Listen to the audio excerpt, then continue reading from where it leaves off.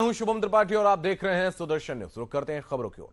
महाराष्ट्र में हजारों वर्षों से चली आ रही भगवान विट्ठल की पालकी यात्रा पर सरकार ने प्रतिबंध लगा दिया, जिसके कारण हजारों वर्ष की परंपरा पर ब्रेक लग गया। सरकार ने आदेश जारी किया है कि भगवान विट्ठल के दरबार में पैदल पालकी यात्रा नहीं जाएगी, जिसके कारण पूरे महाराष्ट्र के भगवान विट्ठल के भक्त सरकार के प्रति आक्रोशित हैं। विट्ठल भक्तों का कहना है कि महाराष्ट्र में सब कुछ अनलॉक हो गया। Hotel, restaurant, mall, wine shop, beer bar सब खुले हैं, फिर भगवान के मंदिर ही आखिर क्यों बंद है? क्या कोरोना भगवान के मंदिर में जाने से ही होता है? ब्रिटेन सरकार के काल में भी इतनी परेशानी नहीं होती थी जितनी परेशानी उद्धव ठाकरे की सरकार में हो रही है। महाराष्ट्र में नाराजगी जताते हुए सुदर्शन न्यूज से बातचीत करते हुए कहा कि इस बार 1 जुलाई से अगर राज्य सरकार ने भगवान विट्ठल की पालकी यात्रा पैदल जाने की परमिशन नहीं दी तो महाराष्ट्र के कोने कोने से लाखों भक्त भगवान विट्ठल की पालकी लेकर पैदल पंढरपुर पहुंचेंगे। इस दौरान कुछ भी अनहोनी हुई तो उसकी जवाबदारी राज्य सरकार की।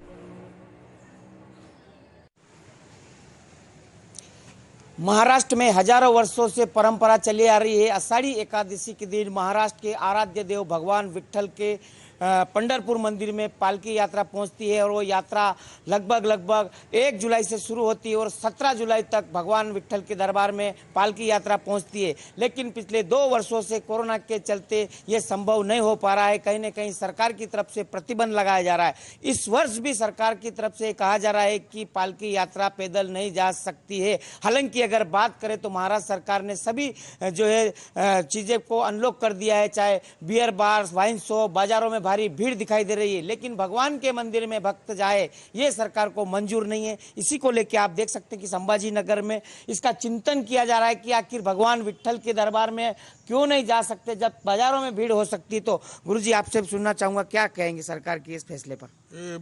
हजारों वर्षापासून चालत आलेली, थोड़ा बोलेंगे। हजारों साल से हमारी परंपरा चालत आली चालू आई है। उस वजह से हमारा वारकरी संप्रदाय जाता पंढरपुर को जाता है, उसको रोक लगा दिया सरकार ने। तो वो रोक लगाना नहीं कहूँ कि हम शासन नियम अनुसार हम पैदलवारी में जाएंगे।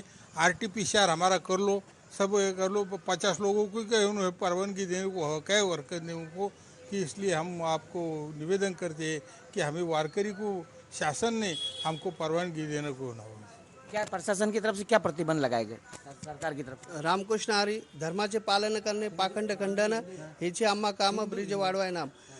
हजारों साल से चली आ रही जगतगुरु तुकोबराय और विश्व की मावली ज्ञानोबराय, बल्कि ये सरकार से हमको बहुत अपेक्षा थी कि आने वाले ये साल में पाईवारी होनी चाहिए, लेकिन इस प्रशासन ने हर कोई चीज़ चालू करी। दारू के दुकान चालू करे, बियर बार चालू करे, भाजी मंडी में हजारों से गर्दी।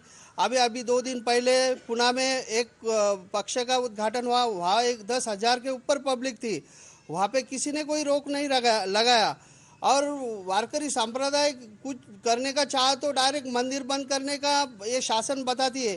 तो हमारा कहना है, इसने धार्मिक स्थलों ने शासन का क्या बिगाड़ा है कि क्यों आप मंदिर ही क्यों टारगेट करना चाहते? मेरी शासन को इतनी विनती है कि आने वाले 1 तारीख को आपने महाराष्ट्र की पूरे वारकरी संप्रदाय को अगर परमिशन दी नहीं तो महाराष्ट्र में हजारों से वारकरी संप्रदाय पैदल जाने को तैयार है। और एक ही वारकरी को कुछ हो गया तो उसकी पूरी जिम्मेदारी महाराष्ट्र शासन पे रहेंगी। बिल्कुल आप देख सकते हैं, हिंदुत्व की सरकार उद्धव ठाकरे साहब की सरकार को भी जगाने की ज़रूरत पड़ रही है और ये इनकी तरफ से कहा जा रहा है कि हमारे हिंदुत्व के ही धर्मों पे इसका संकट क्यों मंडरा रहा है। बाकी सब चालू है लेकिन हिंदू के मंदिर बंद है और भगवान विट्ठल की जो शोभा यात्रा, जो पालकी सोला होता है, उस पर ब्रेक लगा दिया है सरकार ने। अगर इस बार पालकी की इजाज़त नहीं मिली तो हजारों वारकरी संप्रदाय सड़क पर पैदल जाएंगे और अगर कोई दुर्घटना होती है तो उसकी जवाबदार सरकार रहेगी। संभाजी नगर से सुदर्शन न्यूज के लिए BM राठौड़ की रिपोर्ट। संवाददाता बाबूलाल राठौर हमारे साथ अधिक जानकारी के लिए जुड़ रहे हैं, उनके पास चलेंगे। बाबूलाल जी, जब चारों तरफ हर चीज खोल दी गई है, बियर बार खुले हुए हैं, दारू की दुकानें खुली हुई हैं, तो ऐसे में आखिर मंदिरों पर ही प्रतिबंध क्यों है? आवाज मिल रही है बाबूलाल जी? जी, जिस तरीके से इस वक्त हम देख पा रहे हैं कि जब महाराष्ट्र में सारी चीजें खोल दी गई, अनलॉक हो गया है, दारू की दुकानें खुली हुई हैं, बियर की दुकानें खुली हुई हैं, और उसके बावजूद अगर हम देखें तो मंदिर पर आखिर क्यों प्रतिबंध है? देखिए शुभम, मंदिर पर ये बहुत ही दुख की बात है क्योंकि महाराष्ट्र सरकार ने हर चीज अनलॉक हो गई है। पर्यटन स्थल की बात करें शुभम तो वो भी पूरी तरह से खुल गए हैं। बियर बार, डिस्को बार या फिर मार्केट से पूरी तरह से अनलॉक कर दिए गए हैं। गार्डन पूरे खुल गए हैं। बाजारों में भीड़ है। बड़े बड़े राजकीय पक्ष के नेताओं की बड़ी बड़ी मीटिंग है, बड़े बड़े कार्यक्रम हो रहे हैं, उनमें हजारों की संख्या में भीड़ देखी जा रही है। वहाँ पे किसी चीज का डर नहीं, लेकिन मंदिर बंद है, मंदिर के ताले लगे हुए हैं। अगर मंदिर में जाएंगे तो कोरोना आ जाएगा, इस तरह का भय अगर है तो यह गलत बात है। दूसरी तरफ धार्मिक स्थल बंद का सरकार जरूर आह्वान कर रही है, लेकिन धार्मिक स्थल कौन से बंद है तो मैं क्लियर कर देता हूँ कि हिंदुओं के मंदिर बंद है और गुरुद्वारे बंद है। चर्च की अगर बात करें तो चर्च में सरेआम धर्मांतरण किए जा रहे हैं। हमने पिछले हफ्ते में ही इसका खुलासा किया था। मस्जिदों की अगर बात करें तो मस्जिदों में सरेआम नमाज पढ़ी जा रही है। शुक्रवार के दिन भारी भीड़ होती है। फुल लॉकडाउन के दौरान भी ये तस्वीरें सामने आई। वहाँ पे किसी तरह की कार्रवाई नहीं होती है।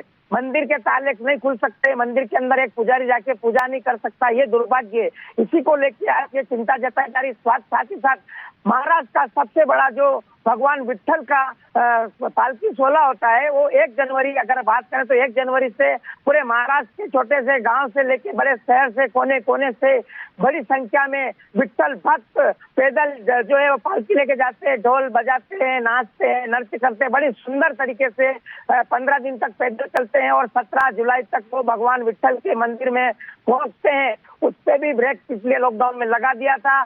इस बार भी सरकार ने उस पर ब्रेक लगाते हुए आदेश जारी कर दिया है कि कोई भी पैदल भगवान विट्ठल के मंदिर में न जाए। इस बार भी कोरोना का संकट मंडरा रहा है, जिसके चलते सभी विट्ठल भक्तों में काफी नाराजगी देखी जा रही है। और उन्होंने आज संभाजी नगर में इसी पे एक चर्चा की है और उन्होंने ये कहा है कि हम किसी भी कीमत में हमारे भगवान विट्ठल मंदिर में पैदल जाएंगे और अगर सरकार बाधा पहुंचाती है तो उसे बर्दाश्त नहीं किया जाएगा। अगर सरकार ये बैन नहीं हटाती है तो हजारों लाखों की संख्या में भक्त वहां पहुंचेंगे और अगर कुछ दुर्घटना हुई तो उसकी जवाबदारी सरकार की रहेगी। शुभम, सरकार किसकी है तो उद्धव ठाकरे की सरकार है। वो उद्धव ठाकरे जो हमेशा विट्ठल के नाम के गुण गाते हैं, बाला साहब ठाकरे के सुपुत्र, और वो भी इस तरह से अन्याय कर रहे हैं। कहीं ना कहीं है वंश सहित हो रहा है।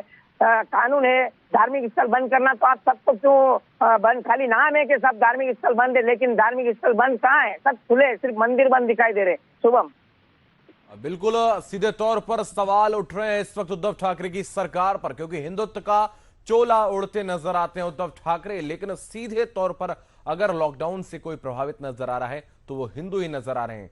जब राम मंदिर के लिए धन संकलन के लिए जब यात्रा निकाली गई थी तो सीधे तौर पर हिंदुओं पर ही प्रतिबंध वहां पर लगाए गए थे बाबूलाल जी, और अब भी हिंदुओं के ही धार्मिक स्थल रोके गए हैं।